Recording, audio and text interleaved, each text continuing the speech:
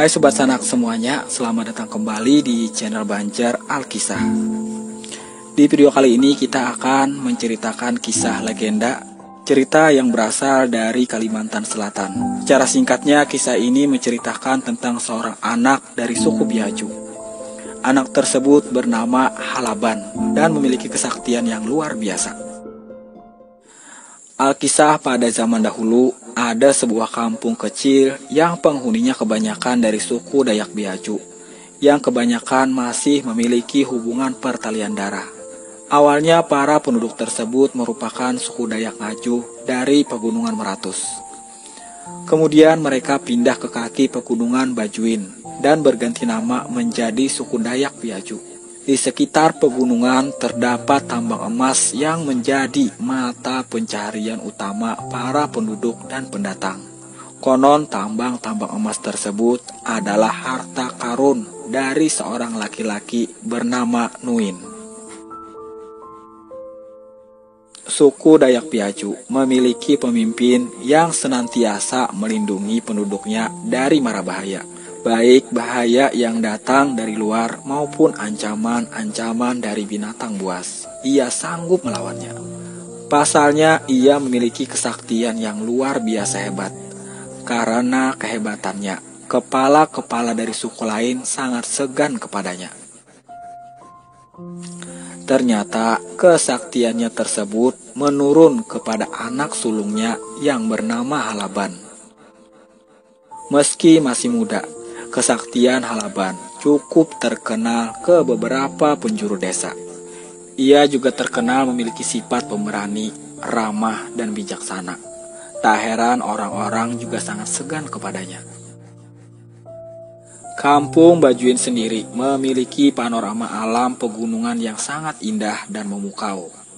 Udara di kawasan ini pun sangat sejuk. Selain itu, ada beragam macam satwa yang hidup di Kampung Bajuin. Pada suatu hari, ada utusan dari saudagar kaya raya datang menemui Halaban untuk meminta bantuan.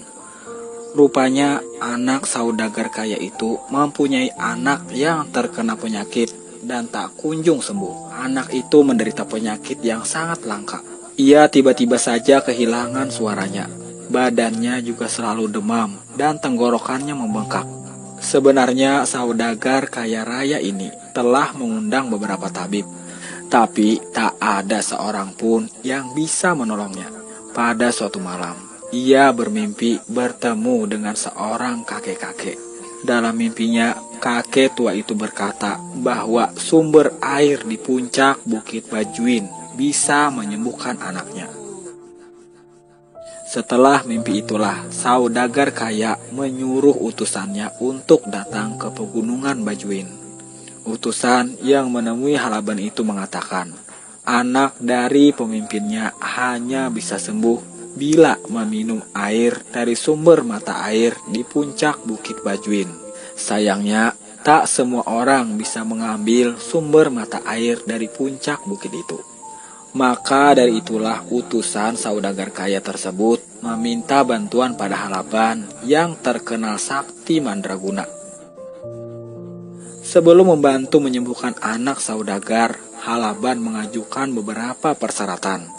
Setelah semua syarat terpenuhi, anak muda yang sakti itu mulai mendekati puncak Bukit Bajuin pada waktu yang telah ditentukan. Ia tak lupa membawa sebilah senjata tradisional suku Biaju. Senjata tersebut mampu melindungi Halaban dari berbagai macam gangguan. Selain itu, ia juga membawa butah alias bakul besar yang terbuat dari rotan. Bakul tersebut berisi ayam, bunga, dan bibit pohon. Dalam perjalanan menuju puncak, Halaban harus melewati 3 lereng.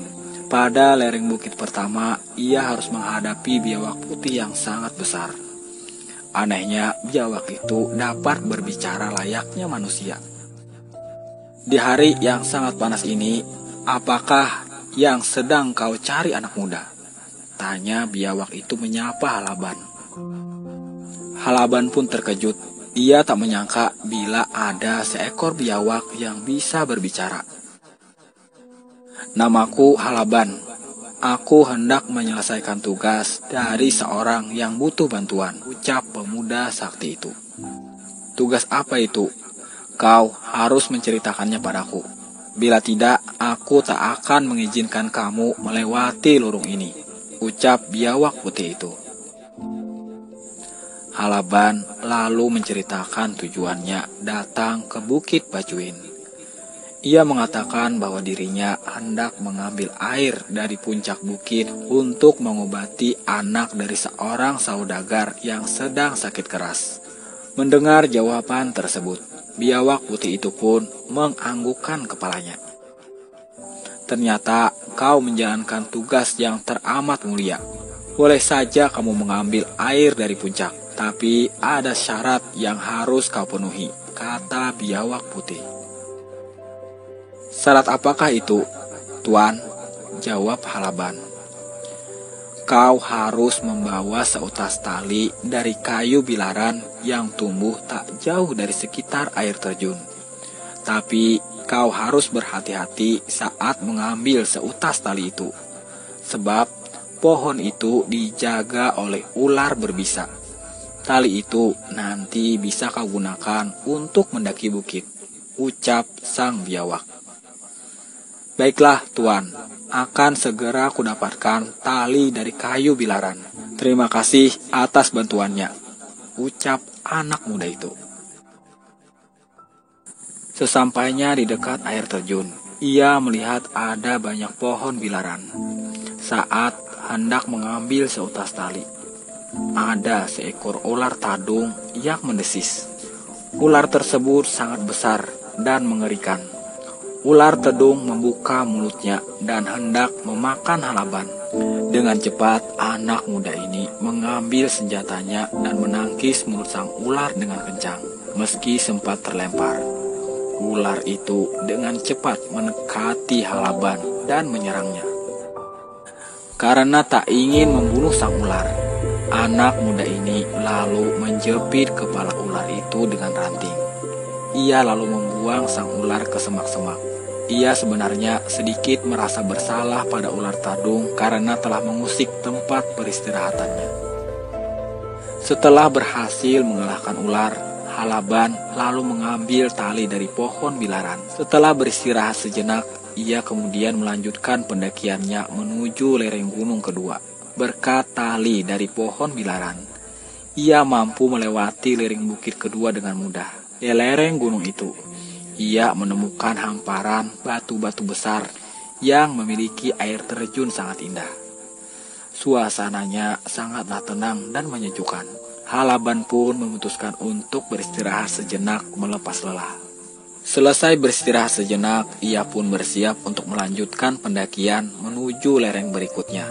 Tiba-tiba muncul seekor bangkoi atau monyet berwarna coklat kemerahan yang tubuhnya sangat besar. Binatang itu merasa terusik dengan kedatangan Halaban. Dari tatapan matanya, bangkoi jantan terlihat marah dan hendak menyerang Halaban. Tanpa rasa takut, anak muda ini justru mendekati bangkoi. Namun, bangkoi malah terlihat makin marah. Hewan itu selalu berusaha menyerang anak muda yang sakti ini dengan cakar-cakarnya. Namun, Halaban tak melakukan serangan balik. Ia tak ingin melukai bangkoi, sebab sang ayah berpesan padanya untuk tak melukai makhluk lain. Melihat Halaban yang hanya menghindar tanpa melawan, bangkoi makin geram. Serangannya semakin menjadi-jadi. Namun Halaban tetap terlihat tenang. Ia sama sekali tak ingin melayani serangan yang datang bertubi-tubi itu. Dengan penuh kesabaran, ia terus menghindari dari serangan bangkoi. Serangan bangkoi pun semakin besar. Karena khawatir tak bisa menghindar lagi, Halaban pada akhirnya mengeluarkan parang bungkul miliknya dan mengenai lengan bangkoi. Seketika lengannya mengeluarkan darah. Bangkoi pun terdiam dan menyadari bahwa Halaban bukanlah orang biasa. Ia selalu menundukkan kepalanya sembari memegang lengannya yang berdarah-darah. Melihat hal itu, Halaban merasa sangat bersalah. Maaf karena telah melukai tanganmu, Aku hanya khawatir karena kau bisa saja membunuhku, ucap pemuda sakti itu. Mendengar ucapan maaf pemuda itu, Bangkui pun mundur perlahan. Tandanya ia telah mengizinkan Halaban untuk melanjutkan perjalanan. Saat pemuda sakti ini hendak pergi, tiba-tiba Bangkui mengatakan sesuatu. Maafkan aku anak muda, ketahuilah aku hanya ingin melindungi sesamaku, ucap Bangkui. Aku mengerti tujuanmu, Tuan.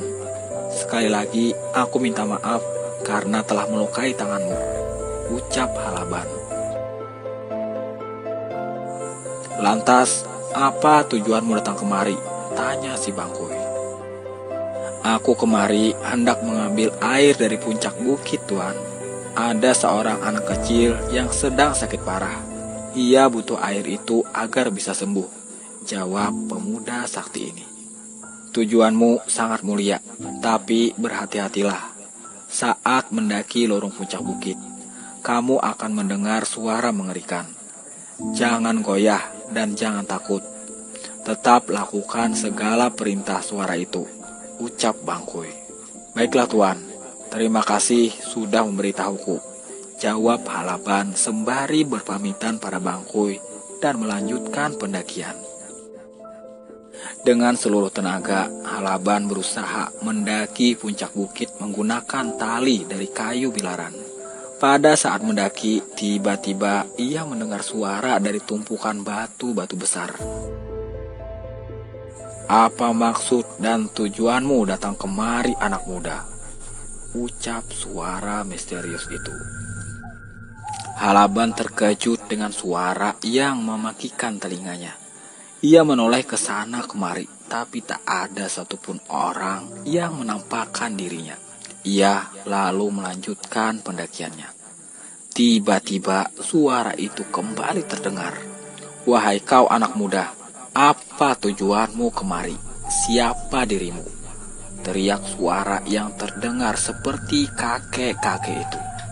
Karena tak ingin mendapatkan masalah, Halaban pun menjawab pertanyaan itu. Mohon maaf atas kelancanganku memasuki puncak perbukitan ini, kek. Namaku adalah Halaban. Aku ingin mengambil sumber air dari puncak bukit untuk mengobati seorang anak yang sedang sakit-sakitan, jawab pemuda pemberani ini. Wahai anak muda, ketahuilah, tak sembarang orang boleh mendaki puncak perbukitan ini tanpa membawa syarat-syarat tertentu, ucap suara menyeramkan itu. Aku telah membawa 1 ekor ayam hitam, bunga beraneka ragam, dan bibit tanaman, kek. Apakah semua itu adalah persyaratannya? Jawab Halaban. Benar sekali anak muda. Sekarang turutilah perintahku. Kau harus meletakkan 7 kuntum bunga beraneka warna di atas batu paling besar. Lalu lepaskanlah ayam hitam di hutan rimbun ini, perintah sang kakek. Baiklah kek, akan kuturuti semua perintahmu, ujar pemuda itu. Setelah meletakkan ayam hitam dan bunga beraneka ragam, ia lalu bertanya pada suara misterius itu.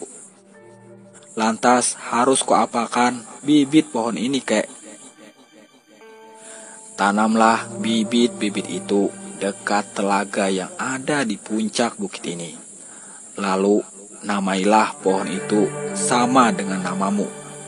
Bila sudah selesai, maka kau boleh mengambil air dari telaga di puncak bukit ini sebanyak yang kamu mau, ucap suara misterius itu. Terima kasih, kek. Aku akan segera menyelesaikan perintahmu, jawab Halaban. Setelah mengambil air, Halaban pun segera menuruni lereng bukit dengan perlahan dan hati-hati.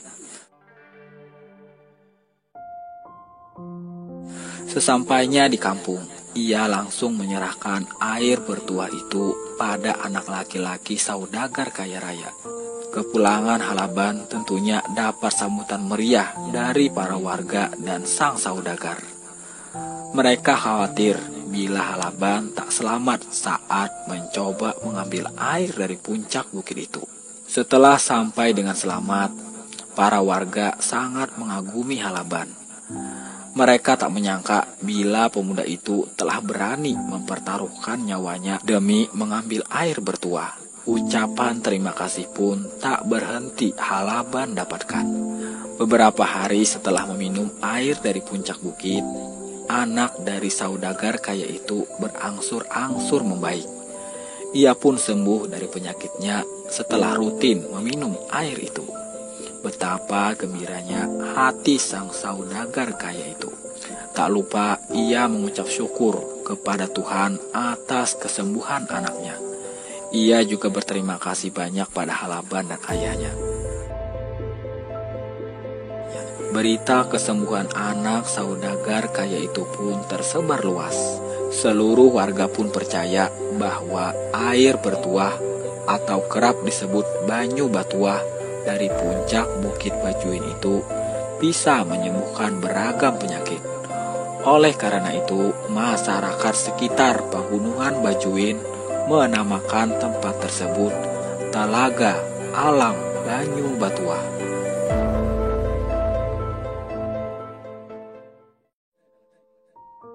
Alkisah, pada zaman dahulu kala, ada seorang pemuda yang tampan dan gagah. Ia bernama Awang Sukma.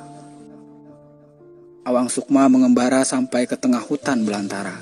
Namun pada suatu hari, ia tertegun melihat aneka macam kehidupan di dalam hutan. Ia membangun sebuah rumah pohon di sebuah pohon yang sangat besar. Kehidupan di hutan rukun dan damai. Setelah lama tinggal di hutan, Awang Sukma diangkat menjadi penguasa daerah itu dan bergelar datu. Sebulan sekali, Awang Sukma berkeliling daerah kekuasaannya, dan sampailah ia di sebuah telaga yang jernih dan bening. Telaga tersebut terletak di bawah pohon yang rindang dengan buah-buahan yang banyak. Berbagai jenis burung dan serangga hidup dengan riangnya. Alangkah indahnya telaga ini. Ternyata hutan ini menyimpan keindahan yang luar biasa, umam Dato' Awang Sukma. Keesokan harinya, ketika Dato' Awang Sukma sedang meniup serulingnya, ia mendengar suara riuh rendah di telaga. Di sela-sela tumpukan batu yang bercelah, Dato' Awang Sukma mengintip ke arah telaga. Betapa terkejutnya Awang Sukma ketika melihat ada 7 orang gadis cantik sedang bermain air. "Mungkinkah mereka itu para bidadari?" kata Awang Sukma. 7 gadis cantik itu tidak sadar jika mereka sedang diperhatikan dan tidak menghiraukan selendang mereka yang digunakan untuk terbang bertebaran di sekitar telaga. Salah satu selendang tersebut terletak di dekat Awang Sukma. "Wah, ini kesempatan yang baik untuk mendapatkan selendang di pohon itu," umam Dato' Awang Sukma. Mendengar suara dedaunan, para putri terkejut dan segera mengambil selendang masing-masing. Ketika ke-7 putri tersebut ingin terbang, ternyata ada salah seorang putri yang tidak menemukan pakaiannya. Ia telah ditinggal oleh ke-6 kakaknya tersebut. Saat itu, Dato' Awang Sukma segera keluar dari persembunyiannya. "Jangan takut, Tuan Putri. Hamba akan menolong, asalkan Tuan Putri sudi tinggal bersama hamba," bujuk Dato' Awang Sukma. Putri bungsu masih ragu menerima uluran tangan Dato' Awang Sukma. Namun karena tidak ada orang lain, maka tidak ada jalan lain untuk putri bungsu kecuali menerima pertolongan Awang Sukma. Dato' Awang Sukma sangat mengagumi kecantikan putri bungsu. Demikian juga dengan putri bungsu. Ia merasa bahagia berada di dekat seorang yang tampan dan gagah perkasa. Akhirnya mereka memutuskan untuk menjadi suami istri.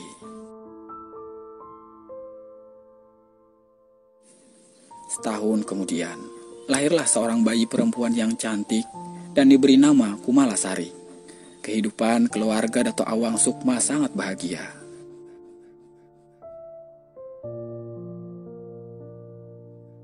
Namun, pada suatu hari, seekor ayam hitam naik ke atas lumbung dan mengais padi di atas permukaan lumbung.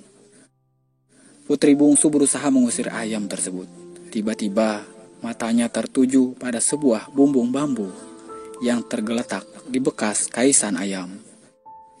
Apakah gerangan isinya? Pikir putri bungsu. Ketika bumbung dibuka, putri bungsu terkejut dan berteriak gembira. "Ini selendangku!" seru putri bungsu. Selendang itu pun didekapnya erat-erat. Perasaan kesal dan jengkel tertuju pada suaminya. Tetapi ia pun sangat sayang pada suaminya untuk kembali ke kayangan.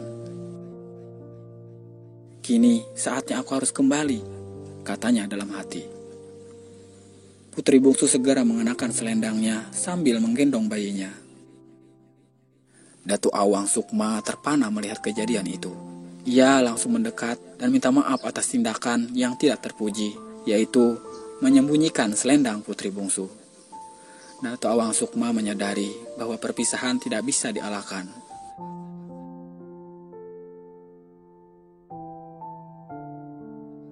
"Kanda, Dinda mohon peliharalah Kumalasari dengan baik," kata putri bungsu kepada Datuk Awang Sukma. Pandangan Datuk Awang Sukma menerawang kosong ke angkasa.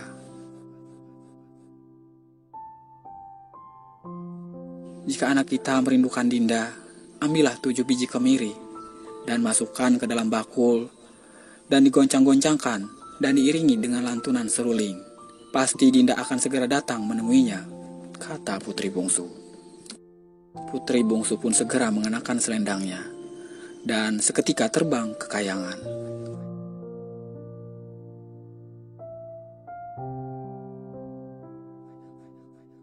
Datuk Awang Sukma menatap sedih dan bersumpah untuk melarang anak keturunannya memelihara ayam hitam yang dianggap membawa malapetaka.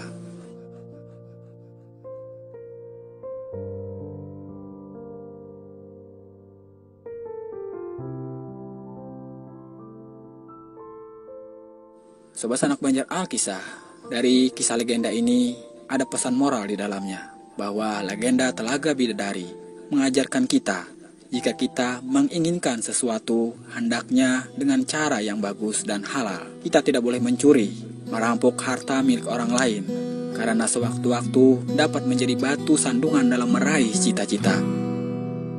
Ku coba ungkap tabir ini, kisah antara kau dan aku, terpisahkan oleh ruang dan waktu, menyudutkanmu, meninggalkanku. Ku merasa telah kehilangan cinta